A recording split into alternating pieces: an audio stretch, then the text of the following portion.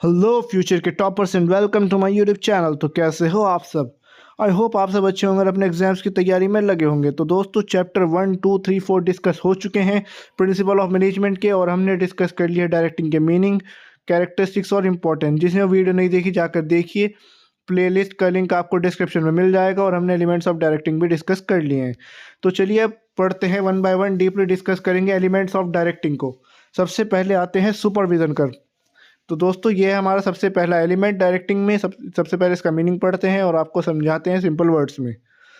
तो वीडियो में बने रहिए, लाइक कमेंट शेयर सब्सक्राइब करना मत भूलना। तो चलिए चलते हैं सुपरविजन पर। Meaning: it is the process in which employee do the observing the performance of an employee and provide guidance to the employees for effectively achievement of goals and objective. तो दोस्तों सुपरविजन का मतलब होता है supervise करना लोगों को। एक सुपरवाइज़र होता है। तो दोस्तों सब मान के चलिए मैं आपको एक फैक्ट्री के एग्जाम्पल से समझाता हूँ।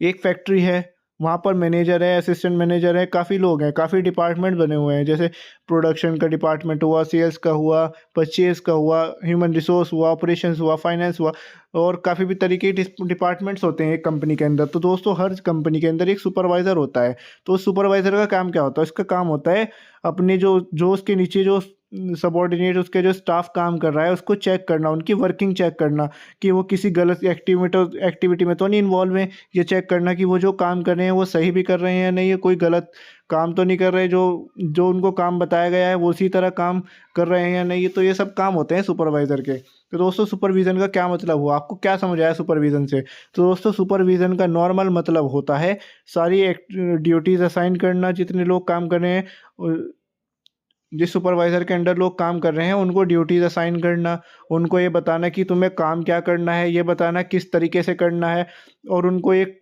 टाइम लिमिट बता देना कि भाई मुझे ये प्रोडक्शन की यूनिट चाहिए, मुझे 1000 यूनिट्स चाहिए और ये 2 दिन के अंदर कंप्लीट हो जानी चाहिए। तो इस तरीके से उन्हें टारगेट दीजिए। तो सुपरवाइज़र क्या करेगा? उनको बताएगा तुम किस किस तरीके से काम करो, और उनको ड्यूटीज़ बताएगा, उनको टारगेट देगा और उनसे इफेक्टिव प्रोडक्टिविटी अचीव करवाएगा। तो यही काम होता है सुपरवाइज़र का। दोस्तों ये सब काम करने को कहते हैं सुपरविज़न करना। तो चलिए अब आते हैं इम्पोर्टेंस ऑफ सुपरविज़न। सुपरविज़न के इम्पोर्टेंस क्या है? सबसे पहला होता है डिसिप्लिन। तो दोस्तों जब एक एम्प्लॉयर जो है वो अपने हमने एक एम्प्लॉयर ने सुपरवाइज़र रख लिया, हमने एक सुपरवाइज़र रख दिया फैक्ट्री में। तो उसका काम क्या होता है? इसका काम होता है लोगों को गाइड करना, मोटिवेट करना, देखना कि वो कोई गलत एक्टिविटी में तो नहीं अचीव है, मतलब किसी गलत एक्टिविटी में तो नहीं इन्वॉल्व है, जो वो काम कर रहे हैं वो सही भी कर रहे हैं या नहीं, या उस काम के अंदर कोई कमी है। तो ये सब चीज़ें चेक करने का काम होता है इसका, सुपरवाइज़र का। तो अब सुपरविज़न के अंदर डिसिप्लिन कैसे आएगा? तो दोस्तों सुपरविज़न की हेल्प से डिसिप्लिन आता है। वो कैसे आता है? जब वो देखेगा कि एम्प्लॉयज़ मोटिवेटेड हैं और वो काम अपना अच्छे से कर रहे हैं, एक दूसरे के साथ कॉन्फ्लिक्ट वगैरह में इन्वॉल्व नहीं है, तो उससे क्या होगा? तो यही चीज़ तो है जो डिसिप्लिन को प्रमोट करती है। तो सुपरविज़न में इस तरीके से डिसिप्लिन आता है, सुपरविज़न की हेल्प से इस तरह से डिसिप्लिन आता है। तो आते हैं नेक्स्ट पॉइंट पर, प्रोवाइड डायरेक्शन। तो दोस्तों सुपरवाइज़र का काम क्या होता है? डायरेक्शन प्रोवाइड करना, उनको बताना कि तुम्हारा काम क्या है, ये तुम्हें करना है, ये तुम्हें करना है। तो जैसे कि मैंने अभी आपको एक एग्जांपल दिया था सुपरवाइज़र का। सपोज़ एक मान के चलिए प्रोडक्शन यूनिट है, वहाँ पर प्रोडक्शन यूनिट में एक सुपरवाइज़र है। तो सुपरवाइज़र को कौन बताएगा? मान लीजिए ह्यूमन रिसोर्स ने बता दिया कि मुझे 1000 यूनिट्स तैयार चाहिए। तो सुपरवाइज़र खुद तैयार करेगा? नहीं ना दोस्तों। तो उसके नीचे जो स्टाफ काम कर रहा होगा वो उनके पास जाएगा, उनको बताएगा कि ये काम है, 1000 यूनिट्स चाहिए और 2 दिन के अंदर आपको तैयार करनी है। तो ये काम क्या हुआ? ये डायरेक्शन ही तो दी है सुपरवाइज़र ने। तो सुपरवाइज़र का काम यही होता है। सुपरविज़न की मदद से डायरेक्शन प्रोवाइड होती है एम्प्लॉयर को, उनको उनके गोल्स पता लगते हैं, उनको पता लगता है कि तुम्हें करना क्या है। ये बात हो, ये काम होता है सुपरविज़न का। इसकी हेल्प से डायरेक्शन पता लगती है एम्प्लॉयज़ को। तो यही होता है सेकंड पॉइंट में। थर्ड पॉइंट आते हैं इफेक्टिव कंट्रोल। इफेक्टिव कंट्रोल कैसे करता है सुपरविज़न? सुपरविज़न की वजह से क्या कंट्रोलिंग कैसे होती है अच्छी?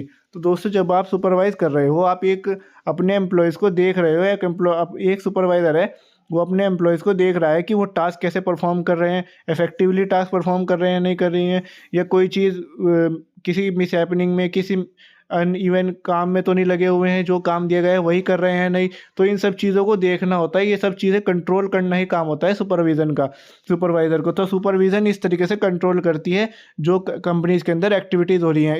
यही पॉइंट में डिस्कस हुआ है।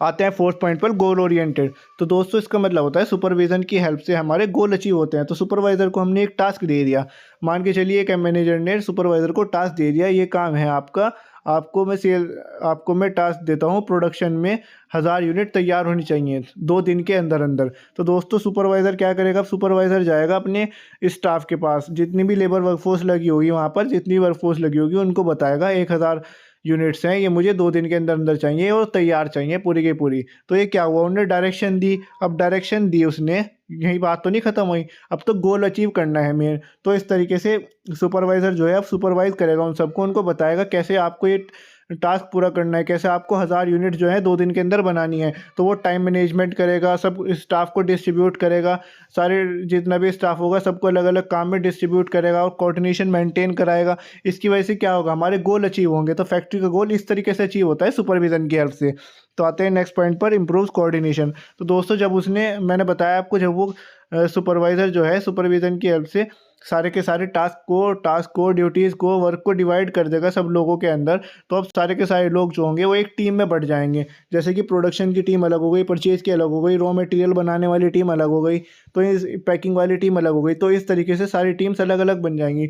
जब वो टीम बन जाएंगी तो वो इफेक्टिवली काम करना शुरू करेंगी और उनके ऊपर एक आदमी होगा सुपरवाइज़र नाम का, जो उन्हें ड्यूटीज़, रिस्पॉन्सिबिलिटीज़ और टास्क बार बार बताता रहेगा, उनको याद दिलाता रहेगा। तो इससे क्या होगा दोस्तों, तो इससे जो होगा उन सब टीम्स के अंदर कोऑर्डिनेशन आएगा। कोऑर्डिनेशन कैसे आएगा, जब रॉ मटेरियल वाली टीम रॉ मटेरियल तैयार करेगी तभी तो वो प्रोडक्शन के पास, तभी तो वो दूसरे डिपार्टमेंट में जाएगा ना। जब प्रोडक्शन पूरा कर देगा काम को तभी तो पैकेजिंग डिपार्टमेंट में जाएगा ना। तो इस तरह से दोस्तों सुपरविजन की हेल्प से, प्रॉपर सुपरविजन की वजह से कोऑर्डिनेशन आता है। तो ये इस पॉइंट के अंदर डिस्कस है। तो आते हैं नेक्स्ट पॉइंट पर, मोटिवेशन। अब सुपरविजन मोटिवेशन कैसे क्रिएट करता है, सुपरविजन की हेल्प से मोटिवेशन कैसे आता है। अब दोस्तों मोटिवेशन होते हैं, कुछ समझ के चलिए, इंट्रिंसिक और एक्सट्रिंसिक, और काफ़ी तरीके के मोटिवेशन भी होते हैं, मॉनेटरी होते हैं, नॉन मॉनेटरी, वो मैं आपको आगे पढ़ाऊंगा। तो जस्ट नाउ भी बात करते हैं मोटिवेशन कैसे क्रिएट होता है सुपरविजन की हेल्प से। अब दोस्तों अब मान के चलिए मैं एक फैक्ट्री के अंदर सुपरवाइज़र हूँ, मेरे नीचे 10 एम्प्लॉयज़ काम करते हैं। वो 10 एम्प्लॉयज़ कब काम करेंगे इफेक्टिवली, जब मैं उनके सर पे खड़ा होऊंगा, उनको बताऊंगा ये तुम्हारी ड्यूटीज़ हैं, ये तुम्हारी रिस्पॉन्सिबिलिटीज़ हैं। उनको मैं थोड़ा मोटिवेट कैसे मोटिवेट करूँगा। अब मैं उनको धमकाऊंगा, उनको डराऊंगा, कहूँगा भाई ये काम करो वरना मैं तुम्हें जॉब से निकाल दूंगा अगर ये काम नहीं करोगे। तो ये तो एक तरीके से मोटिवेशन हुआ, नेगेटिव मोटिवेशन। अब पॉजिटिव मोटिवेशन कैसे क्रिएट होगा, मैं उनको बताऊंगा भाई अगर तुमने ये काम आज के दिन कर लिया तो तुम्हारी तनख्वाह मैं डबल कर दूंगा। इस तरीके से उन्हें पॉजिटिव मोटिवेशन हुआ। तो इस तरीके से सुपरविजन की हेल्प से मोटिवेशन क्रिएट होता है। जब उन आदमियों के ऊपर एक आदमी काम कर रहा होगा, मतलब सुपरवाइज कर रहा होगा, जब उन एम्प्लॉयज़ को एक सुपरवाइज़र सुपरवाइज कर रहा होगा, उन्हें ड्यूटीज़, रिस्पॉन्सिबिलिटीज़ बता रहा होगा, उनको देख रहा होगा 24 घंटे कि वो काम सही से कर रहे हैं नहीं कर रहे हैं, कोई कमी तो नहीं कर रहे, तो वो ऑटोमेटिकली मोटिवेट होंगे काम के लिए और उनसे गोल अचीव होने की चांसेस ज़्यादा बन जाते हैं। नेक्स्ट पॉइंट आते हैं कंट्रोल ऑन डेविएशन। तो दोस्तों जब एक सुपरवाइज़र आपके ऊपर खड़ा हो गया, वहाँ पर 10-12 एम्प्लॉयज़ के ऊपर एक सुपरवाइज़र आके खड़ा हो गया, वो देख रहा है क्या हो रहा है क्या नहीं हो रहा है, फैक्ट्री के अंदर जो लेबर वर्कफोर्स है वो काम जो कर रही है वो सही भी कर रही है नहीं, कोई कमी तो नहीं कर रही किसी काम के अंदर, और किसी काम को हल्के में तो नहीं ले रही, और कोई मिसलीड तो नहीं कर रही डाटा। जब वो वहाँ पर खड़ा रहेगा तो वो देखता रहेगा, उसकी नज़र किन के ऊपर रहेगी, उन 4 लोगों के ऊपर रहेगी। अब वो इस चीज़ को देखेंगे एम्प्लॉयज़, वो इस चीज़ को देखने के बाद क्या करेंगे, वो ध्यान से अपना काम पूरा करेंगे। तो इससे जो होगी वो ब्रीच ऑफ डाटा का काम, जैसे कि कोई डाटा मिसलीड करने का काम कर दिया किसी एम्प्लॉय ने, और किसी ने काम नहीं करा, किसी ने गलत रॉ मटेरियल यूज़ कर लिया, किसी ने चोरी वगैरह कर ली, तो इस चीज़ पे ये जो डेविएशंस होते हैं, ये प्रॉब्लम्स होती हैं, इनको कंट्रोल कर सकते हैं हम सुपरविजन की हेल्प से। अब जब एक एम्प्लॉय आपके ऊपर खड़ा है तो आप क्या कर सकते हो, तो आप ध्यान से काम करोगे, वहाँ से आप कोई नेगेटिव माइंड नहीं चलेगा आपका काम किस चीज़ पर होगा, आपका ध्यान किस चीज़ पर होगा, उसके उस काम के ऊपर होगा। तो इस तरीके से डेविएशंस जो होती हैं, डेविएशंस को समझिए प्रॉब्लम, सुपरविजन की हेल्प से, प्रॉपर सुपरविजन की हेल्प से वहाँ पर हम डेविएशंस को कंट्रोल कर सकते हैं, प्रॉब्लम्स को कंट्रोल कर सकते हैं। ये इस पॉइंट में बात है। नेक्स्ट पॉइंट पर आते हैं, प्रमोट कॉपरेशन। तो दोस्तों कॉपरेशन कैसे प्रमोट होता है इसमें, जब आपके सामने एक सुपरवाइज़र खड़ा हो चुका है, अब वहाँ 10-12 लोगों की टीम, सपोज आप मान के चलिए 10-12 लोगों की टीम बनी हुई है, वहाँ पर एक सुपरवाइज़र है जो सुपरवाइज़ कर रहा है, उन्हें बता रहा है ड्यूटीज़, टास्क और रेस्पॉन्सिबिलिटीज़। अब तुम क्या करोगे, जो वहाँ पर एम्प्लॉयज़ बैठे हैं वो क्या करेंगे, वो देखेंगे कि भाई हमारा मैनेजर हमारे सर पर खड़ा है तो काम कर लो, उसमें ही भलाई है। अगर आप नहीं करोगे तो वो क्या करेगा, वो पैसे काटेगा, आपको निकालेगा, फैक्ट्री से फायर कर देगा आपको अगर आप अच्छा काम नहीं करोगे। तो इस तरीके से जो आपस में जो लोग होंगे वो एक दूसरे के साथ कोऑपरेट करके क्या करेंगे, कोऑपरेट करेंगे और अपन वो जो टास्क गिवन टास्क होगा वो टाइम लिमिट के साथ साथ ध्यान रखते हुए उस टास्क को जल्दी से जल्दी पूरा करेंगे। तो इस तरीके से दोस्तों कोऑपरेशन में हेल्प करता है सुपरविज़न। नेक्स्ट पॉइंट पर आते हैं फीडबैक। अच्छा सुपरविज़न होने की वजह से हमें फीडबैक भी हमें पॉजिटिव ही मिलता है। अब देखिए आपके सामने सुपरवाइज़र खड़ा है और वहाँ पर आप लोग काम कर आप 10-12 एम्प्लॉयज़ जो हैं वहाँ पर काम कर रहे हैं। तो सुपरवाइज़र को देखते हुए एम्प्लॉयज़ क्या करेंगे, एम्प्लॉयज़ के दिमाग में क्या बात आएगी, एम्प्लॉयज़ के दिमाग में आएगा एक मोटिवेटिंग फैक्टर, या तो पॉजिटिव होगा या वो नेगेटिव होगा। पॉजिटिव किस फॉर्म में होगा, इस फॉर्म में होगा अगर मैं अच्छा काम करूँगा, अगर मैं एम्प्लॉयज़ जो हूँ अच्छा काम करूँगा तो डेफिनेटली सुपरवाइज़र जो है मेरा प्रॉफिट मेरी सैलरी बढ़ा देगा। अगर और नेगेटिव मोटिवेशन कैसा आएगा, वो देखेगा कि अगर मैंने अच्छा काम नहीं किया तो ये मुझे निकाल भी सकता है, मेरी सैलरी भी काट सकता है और 4 बातें आकर सुनाने के चांसेस भी हैं। चांसेस है कि 4 बात गलत सुना भी दे मुझे आकर। तो उसमें क्या करेंगे एम्प्लॉइज़ जो है डेफ़िनेटली अच्छे से काम करेंगे और फीडबैक भी उन्हें पॉजिटिवली ही देंगे। तो जो प्रोडक्ट निकल कर आएगा ना सुपरविज़न की हेल्प से, वो फीडबैक जो होगा हमारा, वो डेफ़िनेटली 100% श्योर कॉम्पिटिटिव और सबसे अच्छा होने वाला है। तो इस सुपरविज़न की वजह से ये फीडबैक अच्छा आता है इस तरीके से। नेक्स्ट पॉइंट पर आते हैं ऑप्टिमम यूटिलाइज़ेशन ऑफ रिसोर्सेज़। तो दोस्तों इसका मतलब क्या है? इसका मतलब होता है हमारे लिमिटेड रिसोर्सेज़ को हम इस तरह से यूज़ करते हैं जिससे कि उस काम का वो जो गोल है हमारा वो अचीव हो जाए और कोई नुकसान भी ना हो। तो इसका यही मतलब होता है ऑप्टिमम यूटिलाइज़ेशन ऑफ रिसोर्सेज़ का। तो दोस्तों अब देखिए आप 10-12 एम्प्लॉइज़ हो वहाँ पर और आपके ऊपर एक सुपरवाइज़र है, तो वेस्टेज होने देगा वो? बिल्कुल भी नहीं होने देगा। आप ये मान के चलिए आपके घर में काम हो रहा है, आपके घर में काम किस तरह का हो रहा है, टाइल पत्थर वगैरह लग रहे हैं। तो वहाँ पर जो है जितनी भी लेबर लगी हुई है, आप उनको सुपरवाइज़ कर रहे हो, आप देख रहे हो कि वो काम कैसे कर रहा है, सही भी कर रहा है या नहीं। कोई ऐसा तो नहीं है टाइल तोड़ दिया, गायब कर दिया, चोरी-चारी कर दी, इस चीज़ का ध्यान रखोगे ना दोस्तों? तो इस तरीके से सुपरविज़न की हेल्प से जो हमारे रिसोर्सेज़ हैं, जो हमारी टाइलें हैं, जितनी भी टाइल पत्थर वगैरह लग रही हैं हमारे घर के अंदर, उनको हम इफ़ेक्टिवली यूज़ कर पाएँगे और जो वेस्टेज होगी उसको ही बचा पाएँगे क्योंकि सब कुछ आपके सामने होगा, सब कुछ आपकी नज़र के सामने होगा। तो दोस्तों यही होता है सुपरविज़न की हेल्प से लिमिटेड रिसोर्सेज जो है हमारे ऑप्टिमम यूटिलाइजेशन रिसोर्सेज जो हैं उनको ऑप्टिममली हम यूटिलाइज़ कर सकें।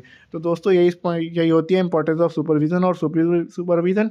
तो यहीं पर एंड करते हैं इस वीडियो को। नेक्स्ट वीडियो में पढ़ेंगे मोटिवेशन के बारे में। थैंक्स सो मच दोस्तों, thanks for watching and keep watching my videos. मिलते हैं नेक्स्ट वीडियो में और लाइक कमेंट शेयर सब्सक्राइब करना बिल्कुल मत भूलना, बेल आइकन को प्रेस कर देना एंड बाय बाय।